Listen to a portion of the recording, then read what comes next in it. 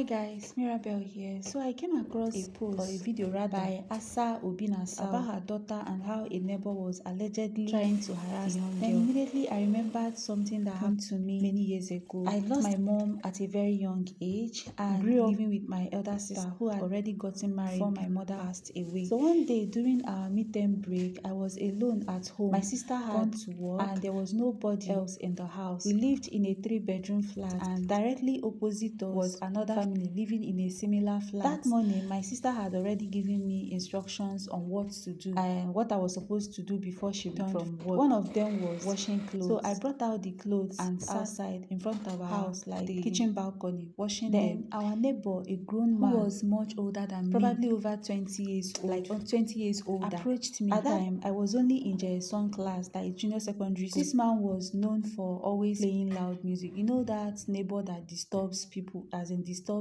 the neighborhood a lot with loud music. He often had parents visiting here, especially when his parents and siblings were away at work or so he called me and asked me if I could help him buy a bottle of beer. So innocently I agreed. I collected the money and went to buy the beer and returned. So as I approached the house, I headed towards the kitchen entrance to give him the bottle of beer. To enter the house from the back, you had to go through the kitchen entrance. So as I approached the kitchen door, I knocked so I could hand over the bottle. Then something happened that I can only describe as God's protection. As I stood there knocking at the door, I happened to glance through the narrow gap between the door and the door frame. That was when I saw him. Guess what? This guy was hiding behind the kitchen door. He wasn't answering me. He was just standing there, quietly hiding behind the door.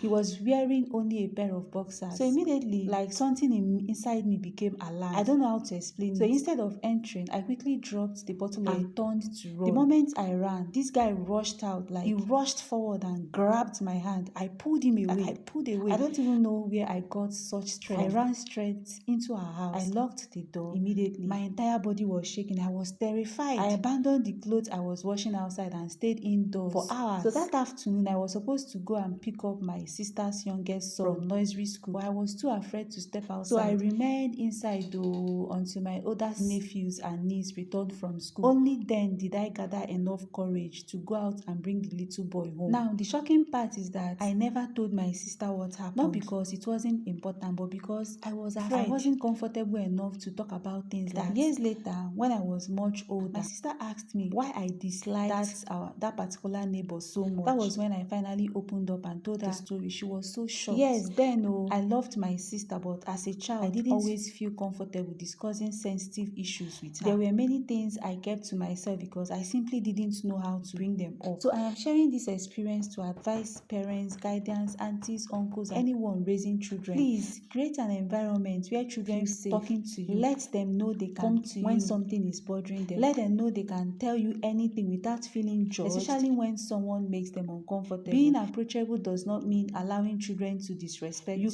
You can still create boundaries. It simply means that they feel safe enough to speak when something is wrong. Many children carry painful experiences in silence because they are afraid, ashamed, or unsure of how adults will react. And sometimes that silence can be dangerous. Please, what I am saying is that there should be enough trust and openness that if something frightening or confusing or dangerous happens, they will feel comfortable coming to you immediately. Please, some never tell anyone at all. Also, let's stop believing that only girls are at risk. Boys can also be a victim of abuse and harassment. Do not only focus on protecting your daughters while assuming your sons are automatically safe. Both girls and boys deserve protection, guidance, and a safe space to speak up. As a parents and guardians, please do everything within your power to protect the children entrusted to your care. Alright guys, thank you so much for watching and engaging, and I'll see you in my next video. Love you and bye.